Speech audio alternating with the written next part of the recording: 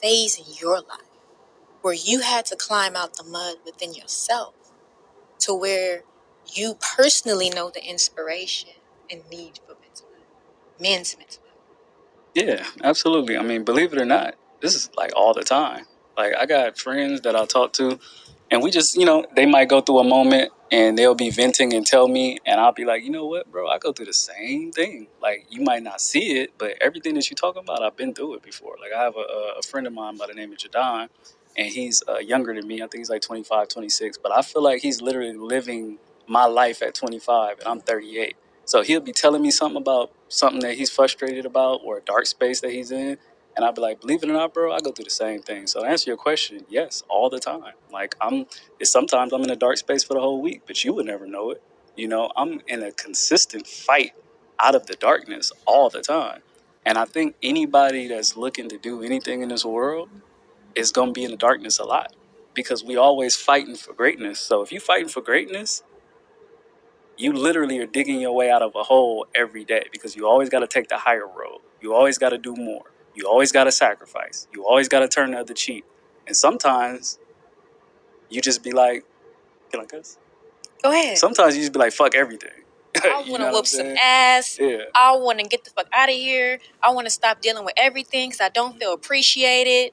All of those things. I love that you said that. Yeah. Because when you are somebody that has a big vision, and you're trying to do something great, and you're trying to do something great that involves other people's benefit, you have to go into dark spaces, because that's how growing happens. Right. The seed has to be planted. And the bigger the tree, the deeper the roots. Facts. And sometimes we have to have those moments where we dig deeper. Mm-hmm. And that shows a strong person. So I'm happy you were able to admit that. Yeah. Because we live in a world of fake is the new real. Mm-hmm. And people want to seem perfect. Like everything is just so bright and so great. I can tell you right now, this man is a manifester. Now, I'm not saying about human design, but I mean, he knows how to utilize his energy and his superpowers to manifest his reality. And people act like stuff has to be so fluffy all the time to stay within a box of spiritual advancement. Mm. And that's not true. It's not real. It's not real. The true people who are really doing things are people not afraid to go inside. Mm-hmm. Find those dark spaces. Find those shadows. Those things that make them question themselves. Those things that people can poke and it hurt a little bit. They actually mend it.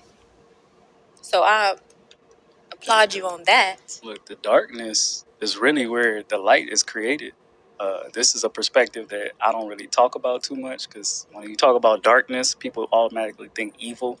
But half of it, for me, this is my perspective, half of enlightenment is made in the darkness. So if you just believing in just the light version of the world, that's cool. It's like high vibrational, it's happy, it's the good times, it's all that good stuff. But at the end of the day, the darkness exists as well. And if you're afraid to go into the dark, you're not going to get the lessons that's learned in the dark. So you really kind of going through the world like in a naive space. But when you go through the darkness and understand the darkness, not the evil per se, just the opposite of light, just the things that might not be bubblegums and lollipops, all that exists in this world as well. We're very balanced in this earth. Right. So if you're afraid to go to the darkness, or just don't go to the darkness, or go get lost in the source in the darkness, you don't truly have true awareness until you go to that place and you conquer it. And then you consciously go back. Build and destroy. So, you got to play around in the dark a little bit if you want to, get true enlightenment or true advancement. That's from my experience. That's the truth. Just like what you just said, you have to conquer some things. And it made me think of supreme mathematics. When you get to the 8, which is also the infinite cycles, you have to build. In order to build, there's things that need to be destroyed. Mm-hmm. And that's the dark aspect. When you actually go into that, what everybody can't see, and you decide to do that, the next is the 9, which is birth. You cannot have a birth without the distraction. And I talk about this part in my book when I talk about the lotus. The lotus is glorified through many religions and cultures because it comes out in the sun and over the mud. it blossoms on top of muddy waters, as if it wasn't even touched by it. But when the sun goes down, it closes up and goes underwater. Okay. That's what we do when we grow. That's what we do when we develop. Right. It's natural to close up and go inside. God made it that way. We go to sleep at night. Mm-hmm. You know what I mean? We go to sleep at night. And what happens when we go to sleep at night? The body heals itself. You produce hormones that allow the body to heal itself. It's natural. And I like that you took accountability on being honest with the person you're talking to, you know? Because a lot of people, when they get past the point of growth, now they are holier than thou. And they won't be honest about what they've been through. If I can chime in on that, the crazy part about that is every cycle of going through the darkness, getting your enlightenment and advancing, ego could set into play because you be like, all right, I figured it out.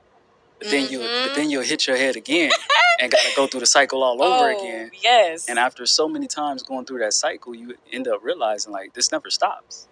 I'm gonna have to keep hitting my head and learning and getting enlightenment over and over again. So I definitely was at that point where I was like, oh, I figured this life thing out. I got this. And boy, did I get humbled. You know what I'm saying? It will humble you every time.